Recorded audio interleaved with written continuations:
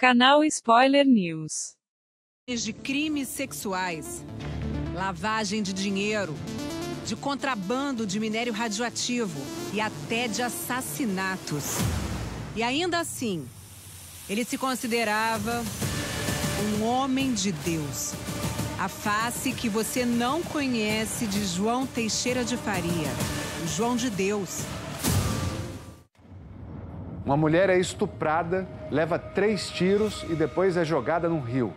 Ela sobrevive e guarda essa história em segredo por décadas. O homem que tentou matá-la, segundo uma nova denúncia que o Fantástico traz à tona com exclusividade, foi João Teixeira de Faria, o médium João de Deus. João de Deus estava na cadeia desde dezembro passado, acusado de crimes sexuais. Na última sexta-feira, ele foi transferido para um hospital em Goiânia. Durante 3 meses, nossa equipe investigou o passado de João de Deus. Vasculhou os arquivos da Justiça e da Polícia, tirou da gaveta inquéritos e processos que estavam há muito tempo esquecidos. O resultado dessa busca você vai ver agora na reportagem especial de Maurício Ferraz, James Alberti e Júnior Alves. Assassinatos misteriosos e agressões brutais que não saem da memória. Eu já tinha visto que ele estava com uma arma, era um revólver do cano comprido, assim, cromado. São crimes antigos, alguns aconteceram há mais de 40 anos, quando a história era escrita assim. Nesses casos, há um nome em comum, João Teixeira de Faria, o médium que ficou conhecido no mundo como João de Deus. Alguns relatos trazem perplexidade até mesmo para nós, que já estamos acostumados a lidar com crimes violentos. Em dezembro, depois que as denúncias de abuso sexual levaram João de Deus para a cadeia, o produtor do Fantástico, James Alberti, começou uma investigação jornalística. O objetivo: vasculhar os arquivos da polícia e da justiça e encontrar novas denúncias que envolvessem o médium em algum tipo de crime. Uma apuração que levou 3 meses e acabou descobrindo um caso inédito, uma tentativa de assassinato. O ano? 1973. Na época, o médium tinha 30 anos e já fazia atendimentos espirituais. E esta mulher, que tem medo de ser identificada, era uma adolescente de 17 anos e acompanhava uma tia doente. Eu pesava 45 quilos.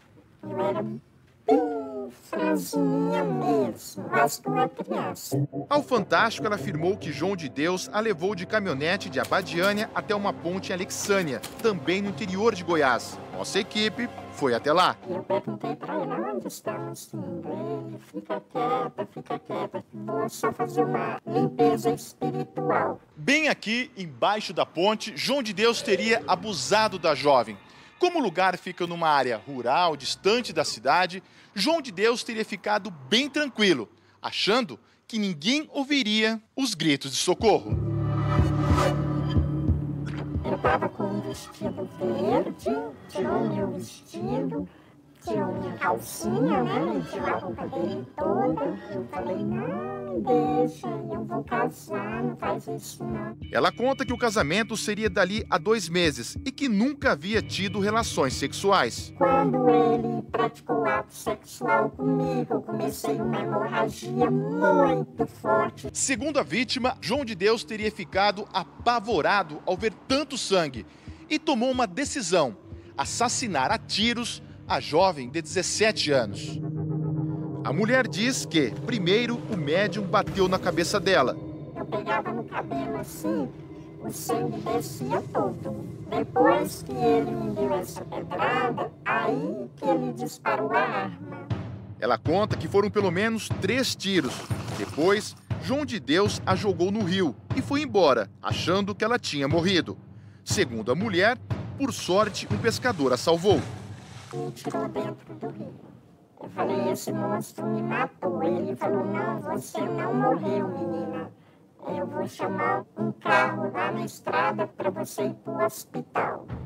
Ao voltar para Abadiânia, sem adolescente, João de Deus teria mentido. Falou para minha tia que eu tinha fugido para não casar. A vítima diz que passou um longo período no hospital. Não casou, não deu detalhes do que tinha sofrido nem para a polícia, nem para a família, e se mudou para o Nordeste. 46 anos se passaram e só depois da prisão de João de Deus, em dezembro, foi que ela resolveu denunciar.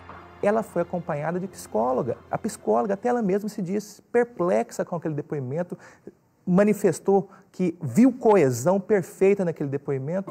Durante a entrevista, a vítima contou que ainda tinha uma bala alojada no pescoço. Ela aceitou fazer um raio-x e uma tomografia. O resultado, a bala está lá.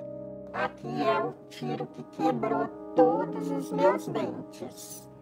João de Deus não vai responder por essa acusação. O caso é muito antigo e já prescreveu. Mas, segundo o Ministério Público, as denúncias do passado servem para traçar um perfil criminológico do médium, que será usado no julgamento dos abusos sexuais. Toda essa trajetória do Sr. João Teixeira de Faria é repleta de relatos de abuso e de violência.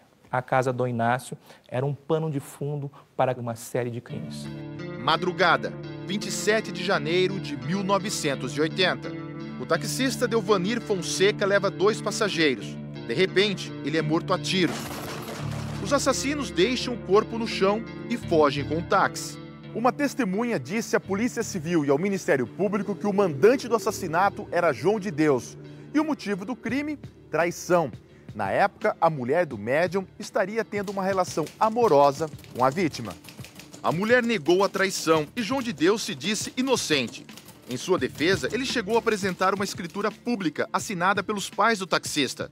Lá está escrito que os pais não acreditavam nos boatos e que a vítima e o médium tinham uma ótima e respeitosa amizade.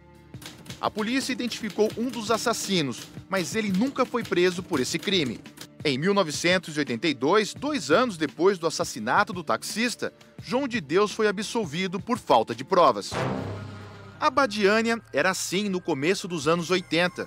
Nesta época, a casa Dom Inácio já tinha sido inaugurada e João de Deus começava a aumentar sua fama. Em 1985, o Brasil vivia um momento histórico. Tancredo Neves se tornaria o primeiro presidente civil depois do regime militar, mas acabou morrendo e o vice, José Sarney, assumiu a presidência. Foi em 1985 que João de Deus se envolveu em outro caso grave, o tráfico de um material radioativo. As fotos do processo mostram que existia uma mina clandestina de autunita. O mineral foi encontrado em Campos Belos, norte de Goiás. Da autunita se extrai urânio, um elemento químico que, depois de passar por um processo super complexo, pode ser utilizado na produção de energia nuclear e bombas atômicas. O médium reconheceu que chegou a estocar 300 quilos de autunita perto da casa do Inácio.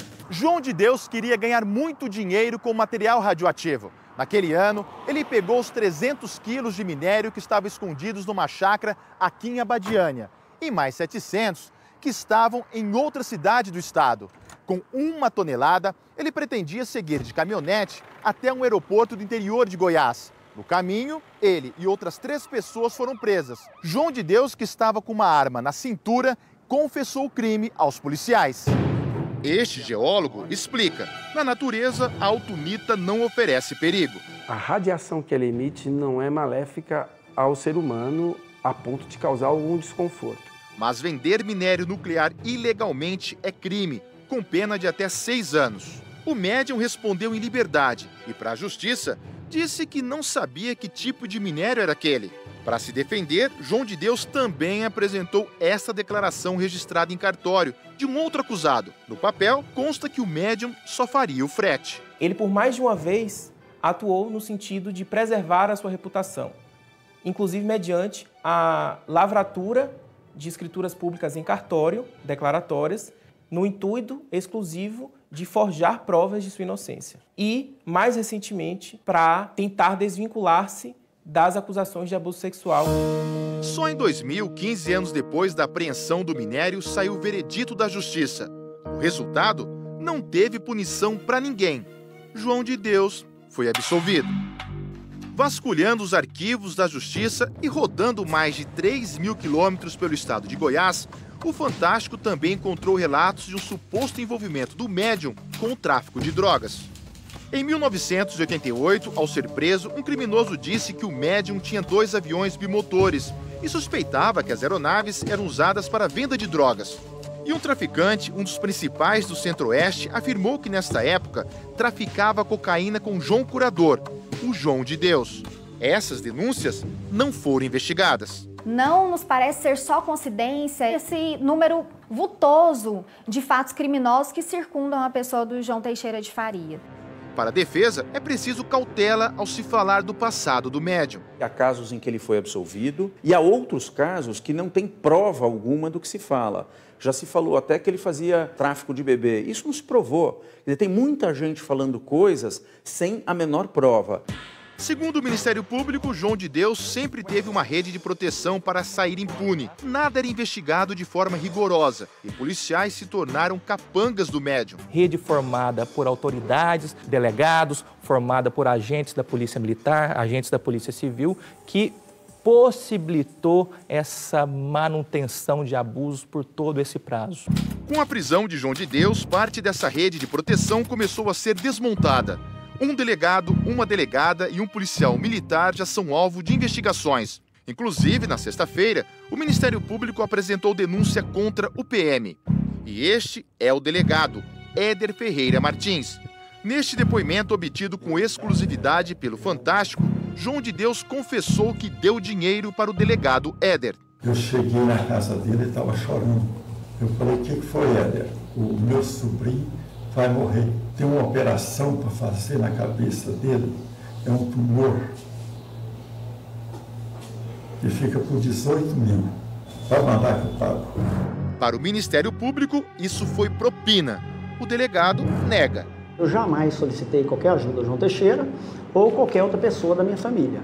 O policial também diz que não participou da rede de proteção do médium. Tanto eu, quando passei por Abadiânia, quanto os meus colegas anteriores e posteriores a mim, jamais deixaram de fazer qualquer procedimento contra o João Teixeira. Nunca foi demonstrado qualquer conduta irregular e criminosa praticada pelo mesmo. Também ouvimos o porta-voz do Tribunal de Justiça de Goiás sobre os processos que não deram em nada. É fundamental que uma investigação seja quase perfeita, para que, quando chegue no Poder Judiciário, seja possível colher elementos que propiciem ao magistrado fazer um julgamento justo. Agora, uma outra nova denúncia contra João de Deus. Foi em 2006, o assassinato de uma alemã. O clima era de Copa do Mundo. 27 de junho de 2006, o Brasil vence Gana por 3-0, pelas oitavas de final. A alemã Annelore Boldi tinha chegado dias antes a Abadiânia, buscando ajuda para o filho usuário de drogas. Esta mulher conheceu a alemã de 65 anos. Diz que Annelore começou a espalhar pela cidade que João de Deus era um charlatão. Ela foi na Lan House. Ela queria denunciar, publicar na internet que a casa do Inácio é tudo uma farsa. Naquela noite, depois do jogo do Brasil, a alemã foi assassinada. A cidade cresceu, mudou um pouco, mas pelo endereço que aparece no processo, o corpo da alemã foi encontrado nesta rua de Abadiânia. Ela levou um tiro no queixo a queima-roupa, mas no primeiro registro da Polícia Militar está escrito, aparentemente, morte natural. A notícia era que morreu de morte súbita. Essa notícia já estava totalmente espalhada na cidade. No IML, a verdade apareceu e a polícia investigou o assassinato. Mas não há nenhuma linha sobre a possível indignação da alemã contra João de Deus. Em 2016, 10 anos depois do crime, o caso foi arquivado, sem que ninguém fosse preso. A mulher que viu de perto a revolta de Annelore afirma: foi uma morte em consequência da ameaça dela divulgar que a casa do Inácio é uma farsa. Depois da prisão do médium, ela tomou coragem e prestou um depoimento à polícia, em que diz: o mandante da morte da alemã foi João de Deus. O caso vai ser investigado de novo. Todo mundo na cidade falava isso. Quem enfrentasse o homem corria o risco de ser eliminado. Todo mundo aconselhava não denunciar. a não mexer com isso, que era muito perigoso. O advogado de João de Deus falou sobre o caso da alemã, Johanna, e sobre a mulher que mostramos no início da reportagem, que diz ter sido atacada pelo médium na beira de um rio. Eu ouço com absoluta surpresa. Nós, ao longo desses 3 meses, temos ido repetidas vezes ao Ministério Público pedindo esses depoimentos e não nos é dado a íntegra dos depoimentos. Para você ter ideia, nós tivemos que ir ao Supremo Tribunal Federal para pedir acesso a um documento que deu base à prisão preventiva e que até agora não nos deram. Esta semana, o Ministério Público apresentou uma nova denúncia contra João de Deus por estupro de vulnerável e falsidade ideológica. O médium também já é investigado por ameaça a testemunhas e lavagem de dinheiro. A fortuna dele passaria dos 100 milhões de reais. Estas imagens são de João de Deus quinta-feira passada durante um depoimento. No dia seguinte, ele seria internado no hospital de Goiânia, por decisão do Superior Tribunal de Justiça. A defesa alegou problemas graves de saúde e nega as acusações. Acreditamos que a Justiça depois dará o veredito correto para isso. O Ministério Público já recebeu mais de 300 denúncias de abusos sexuais contra João de Deus, 2 do mesmo ano. 1973 são os casos mais antigos. Um deles é o da mulher que diz ter sido estuprada, baleada e jogada no rio naquele ano. Ela vive até hoje à base de remédios. Se a senhora ficasse frente a frente com ele, o que a senhora falaria para ele? Ele não é uma pessoa de Deus. Ele não é de Deus. Eu sou uma pessoa traumatizada. Agora não vai ser igual antigamente. Vai ter um resultado. Sem dúvida, aqueles que são culpados serão punidos exemplarmente.